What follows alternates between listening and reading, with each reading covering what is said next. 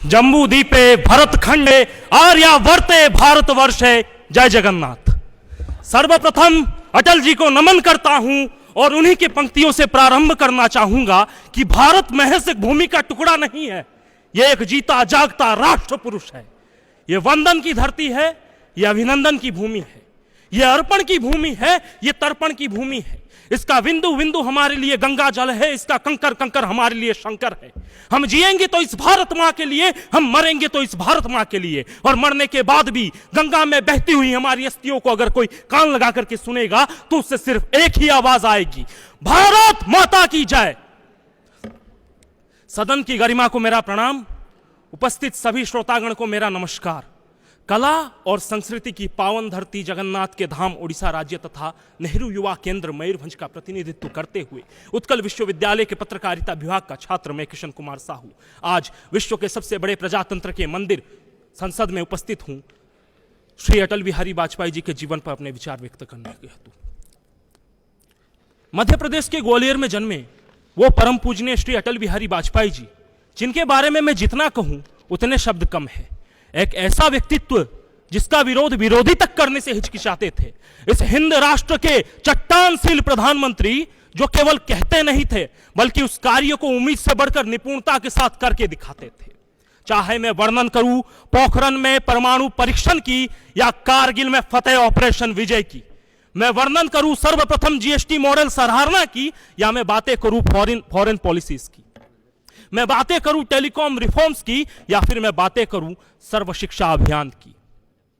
अटल जी अपने जीवन के प्रथम दौर में एक पत्रकार हुआ करते थे और राष्ट्र निर्माण में एक पत्रकार की भूमिका क्या होती है इसका जीवंत उदाहरण श्री अटल बिहारी वाजपेयी जी थे। वो अटल जी ही थे जिन्होंने पहले प्रधानमंत्री के रूप में हिंदुस्तान से लाहौर तक का सफर बस से तय किया और इसी जरिए पहली बार हिंदुस्तान और पाकिस्तान सीधी बस से जुड़े। पाकिस्तान के लाहौर में मीनारे पाकिस्तान में अटल जी ने लिखा कि भारत चाहता है कि पाकिस्तान एक खुशहाल और समृद्ध राज्य बना रहे। यह पहली बार था कि किसी भारतीय नेता ने पाकिस्तान की समृद्धता पर जोर दी थी। जी हां, वो महान विचारधारा वाले मर्यादा पुरुष अटल बिहारी वाजपेयी जी ही थे जिनका यह मानना था कि अपनी तरक्की के साथ दूसरों की भी तरक्की हो। वो अटल बिहारी वाजपेयी जी ही थे जिन्होंने सर्व शिक्षा अभियान लागू करके देश में शिक्षा की व्यवस्था को सुधारा था और साथ में यह नारा भी दिया था, आओ स्कूल चले हम, आओ स्कूल चले हम। उसके बाद बच्चों का जो स्कूल छोड़ने का जो स्तर था उसमें 40% गिरावट आई थी।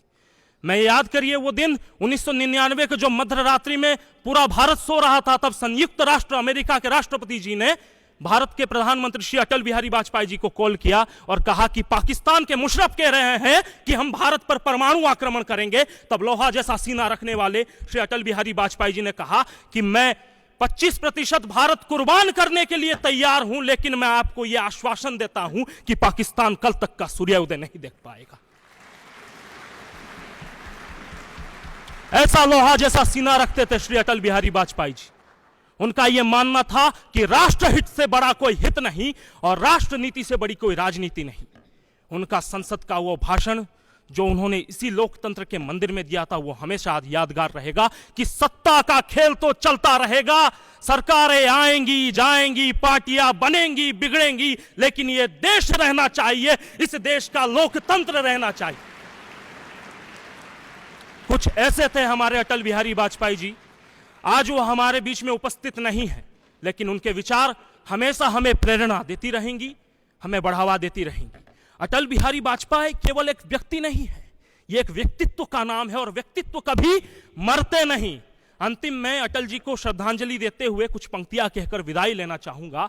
जो है अटल, जो है प्रखर, जो निडरता और देश प्रेम का भाव है, जिसे पूरे देश का सम्मान है, परम पूजनीय श्री अटल जी उनका नाम है और उन्हें मेरा कोटि कोटि प्रणाम है।